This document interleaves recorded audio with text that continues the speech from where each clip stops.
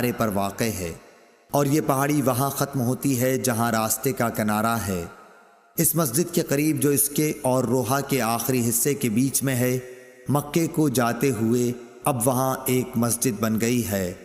عبداللہ بن عمر رضی اللہ تعالیٰ عنہ اس مسجد میں نماز نہیں پڑھتے تھے، بلکہ اس کو اپنے بائیں طرف مقابل میں چھوڑ دیتے تھے اور آگے بڑھ کر خود پہاڑی ارقد طیبہ کی طرف نماز پڑھتے تھے۔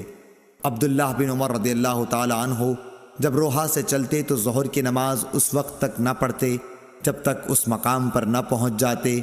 جب یہاں آ جاتے تو ظہر پڑھتے، اور اگر مکے سے آتے ہوئے صبح صادق سے تھوڑی دیر پہلے یا سحر کے آخر میں وہاں سے گزرتے تو صبح کی نماز تک وہیں آرام کرتے اور فجر کی نماز پڑھتے۔ صحیح بخاری حدیث نمبر 486۔ عبداللہ بن عمر رضی اللہ تعالیٰ عنہ نے بیان کیا کہ نبی کریم صلی اللہ علیہ وسلم راستے کے دائیں طرف مقابل میں ایک گھنے درخت کے نیچے وسیع اور نرم علاقے میں قیام فرماتے جو قریہ رویسا کے قریب ہے۔ پھر آپ اس ٹیلے سے جو رویسا کے راستے سے تقریباً 2 میل کے فاصلے پر ہے چلتے تھے۔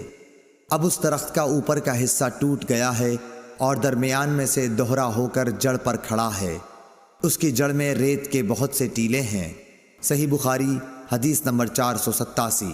عبداللہ بن عمر رضی اللہ تعالی عنہ نے نافع سے یہ بیان کیا کہ نبی صلی اللہ علیہ وسلم نے قریہ ارج کے قریب اس نالے کے کنارے نماز پڑھی جو پہاڑ کی طرف جاتے ہوئے پڑتا ہے۔ اس مسجد کے پاس 2 یا 3 قبریں ہیں۔ ان قبروں پر اوپر تلے پتھر رکھے ہوئے ہیں۔ راستے کے دائیں جانب ان بڑے پتھروں کے پاس جو راستے میں ہیں، ان کے درمیان میں ہو کر نماز پڑھی۔ عبداللہ بن عمر رضی اللہ تعالی عنہ قریہ ارج سے سورج ڈھلنے کے بعد چلتے اور ظہر اسی مسجد میں آ کر پڑھا کرتے تھے۔ صحیح بخاری حدیث نمبر 488۔